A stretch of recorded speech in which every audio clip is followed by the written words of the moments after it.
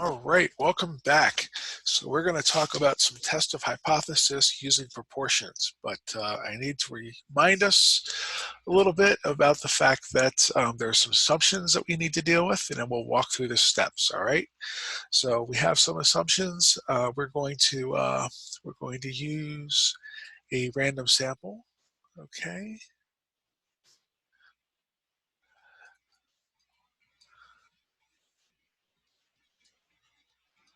Okay. So if you're testing cats for some kind of a contagious disease and are all inside the same room, um, that's not an independent sample, because if one has it, a lot of them probably have it. Okay, so we're using a simple random sample there. The population is large compared to the sample. Okay, that also has to go with is it independent? So the population at large is larger than your sample.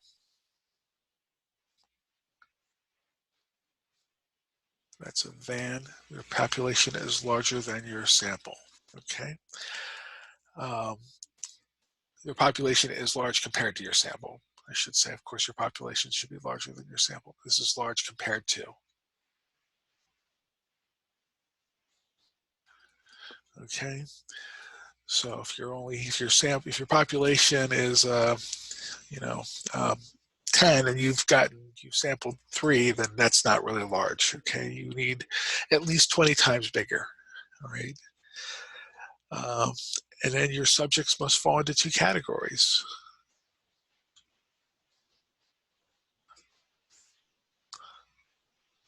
Subjects must fall into 2 categories. And I always remember an argument I had with a student when I was tutoring, and we were talking about married versus not married. That's 2 categories, right? You're either married or you're not. He's like, well, what about divorced? Like, well, then you're not married. I'm like, what if you're widowed? Then you're not married. What if you're separated? Well, then you're married. Okay, we need 2 categories. You're either married or you're not. Okay, if you're looking at like an animal, you could be a dog or you could be not a dog. All right, that's pretty much what you're looking for, is can you separate this into 2 categories. And the 2 categories you pick might be this and not this. All right, so that's how that has to work. All right, and we're going to go with proportions. Okay, so we're going to have a proportion. So we're going to say P is our proportion. Okay, and N is our sample size. All right, and pretty much we're going to say that N times P has to be bigger than 10, and N times 1 minus P has to be 10 or larger as well.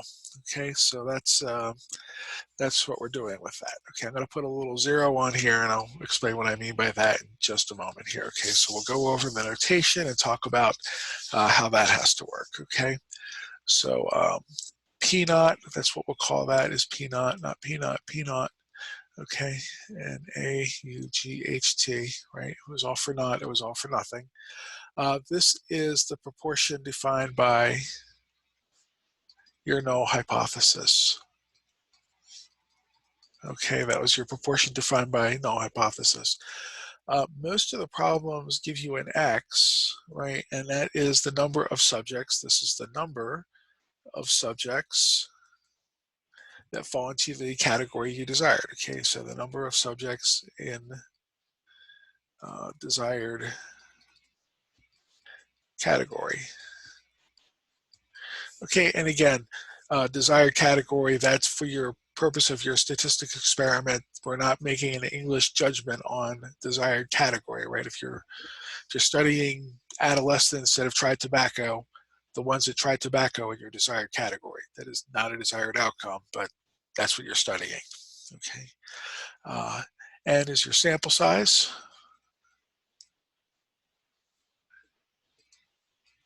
Okay. And we're going to go and say P hat. Okay, this guy is pronounced P hat.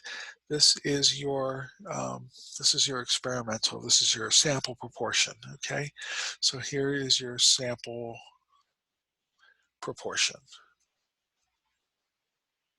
Okay, and we're going to be performing a test of hypothesis, and I'm just going to go through and run us back down through the steps to remind us, because I know that my videos they're a little bit more sporadic, but what we're going to do is we're going to declare your hypothesis.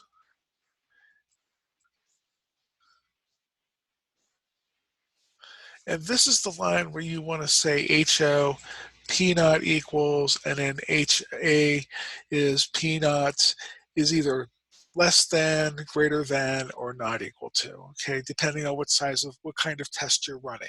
Okay, so these are going to be optional, not optional. These are going to be, you're going to have to read the problem and figure out what we mean, okay? But step one is declare your hypothesis. I'm going to say step two is you're just going to write down what your alpha is, because I really think that's an important thing to write down before you get started on the problem. Three, and this was a really important step when we were doing this by hand, but I'm just going to go ahead and say calculate your test statistic.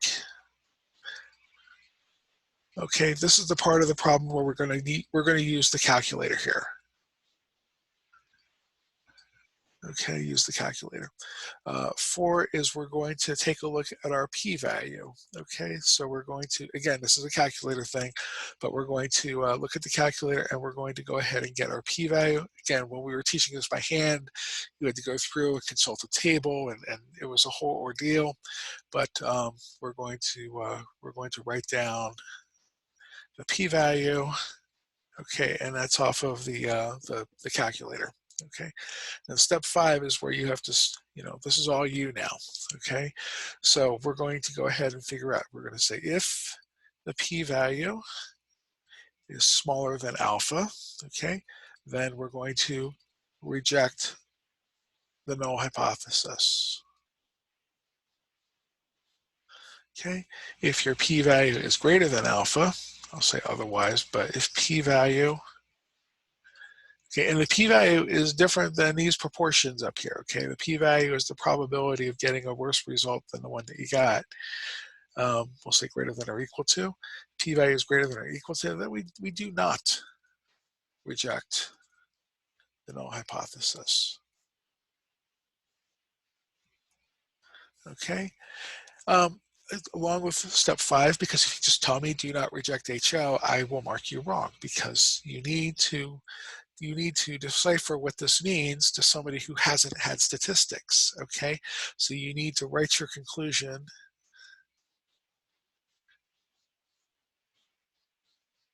in a sentence, okay? Just pretend that the person that you're writing this to has either never had statistics, or perhaps they have, but it's been 20 years and they do not remember, right?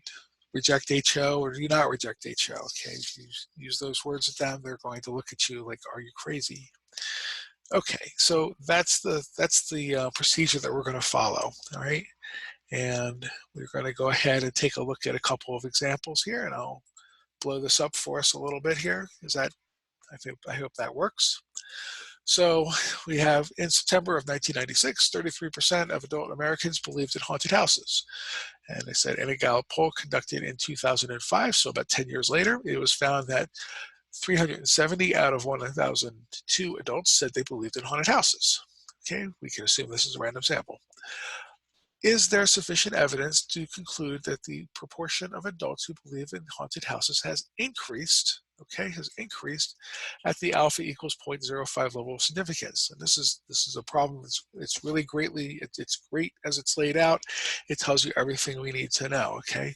So what we're going to come up with, our step 1 here, we're going to go ahead and declare our hypothesis, okay? We're going to say HO, P naught is equal to 0.33. And our HA, they want to know, is it increased, decreased? Is it different than, or is it too hard to tell? They clearly use the word increase, so we want to know, is P hat greater than, not greater than or equal to, sorry about that, just greater, strictly greater than 33% or 0.33, okay? And then this step is free, okay? And in most books, most of the problems I ever write for you, this should be a free step, okay? but be careful, because if you don't declare it, then you can change your outcomes if you want, and we don't want to do that. Okay, 3, we're going to say C calculator. Okay, and I'll write down the steps that we have here in a moment, but this is why I share the screen, is so that we can have all of this here. Okay, so what we're going to do is we're going to go over to stat, okay, and then we're going to go to tests, and we're needing to go down to proportion, z-test proportion. Okay, so we have a 1 proportion z-test. All right, that's what we want. So our p naught, right, is 0.33. Okay, and notice how they do this. Okay, that they give you what the x is. They say, okay, well, here's 370. They ask you for the x because they know most of the people ask problems like this. All right, and out of 1002. Okay, so we have a total here is 1002, 1002. And then what did they want to know? We want to know, is it greater than? So we're going to go over here and we're going to click the greater than. Okay, so I pressed returned in order to select that. You have to be kind of careful with this. And then we're going to go ahead and say calculate. Okay, and I know you're all dying to see this. All right, so we're looking on here. I'll go ahead and write this down. So we used a 1 proportion z-test. We said x was 370 and was 1002. We went p naught is greater than p naught. We did that, and I think our p naught was 0.33. Okay, so just to write down the pertinent information there that you plugged into the calculator. All right. Now, what came out of this? Okay, what came out of this was our p-value. Okay, again, different than p naught, different than p hat. Okay, p hat would be 370 divided by 1002. All right, and they see there's a little hat here. Okay, p hat. So it's 0.36926 and some change. Okay, so they used about 37% here, and we were testing about 33%. Okay, but our p-value turned out to be 0.004. Okay, so is 0.004 a bigger number or a smaller number than 0.05, right? Would you rather have a nickel or not quite a penny? And clearly that's bigger. So since alpha is less than our p-value, or I'm sorry, since our p-value is less than alpha, okay, we say reject the null hypothesis.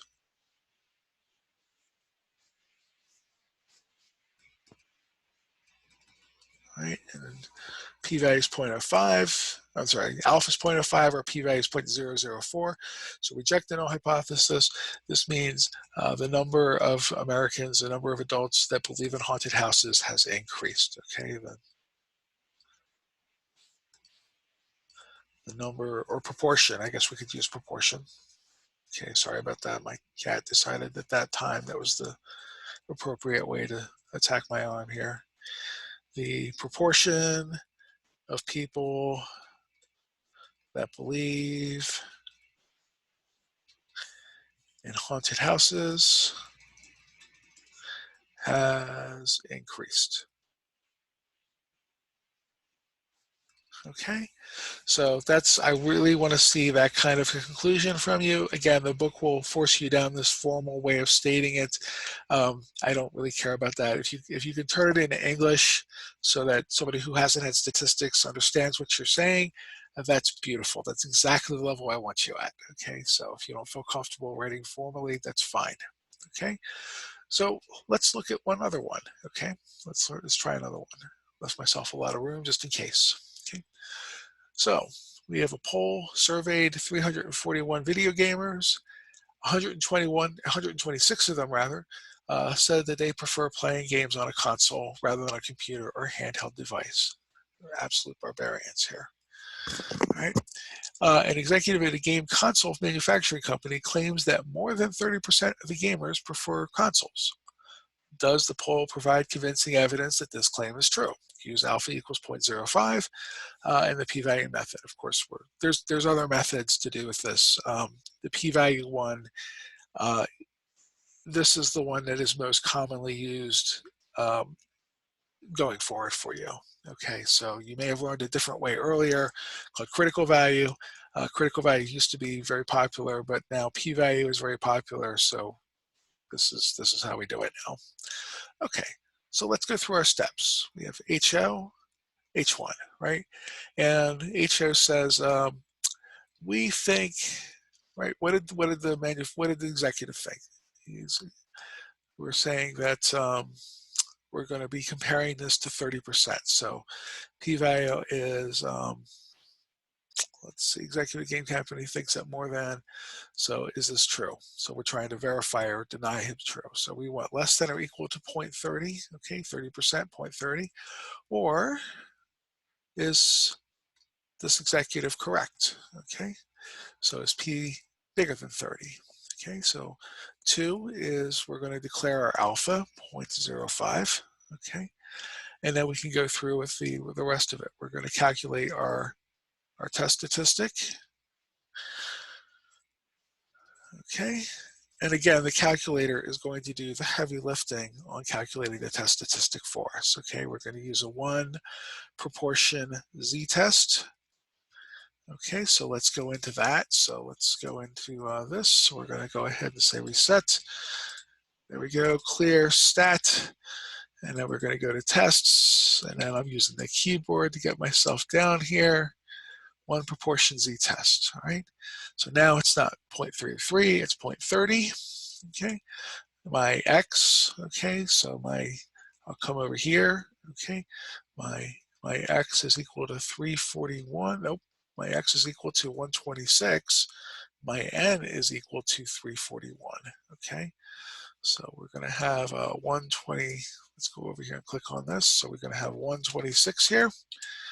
341, okay, and again they wanted to know, is it more than? So we want the more than here, okay, and let's just go ahead and calculate this. We'll go ahead and say greater than p naught, all right, and so step 3.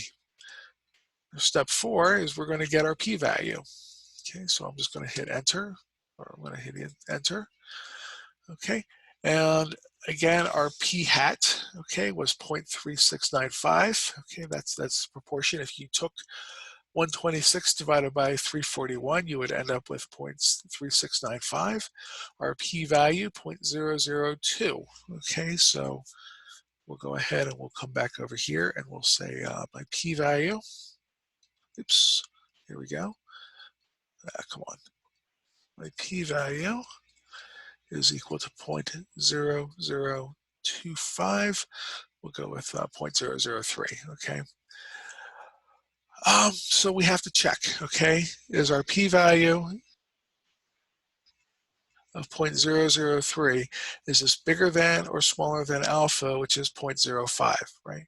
So again, would you rather have a nickel or something less than a penny? I would rather have the nickel, so we're gonna say my alpha is a little bit bigger, okay?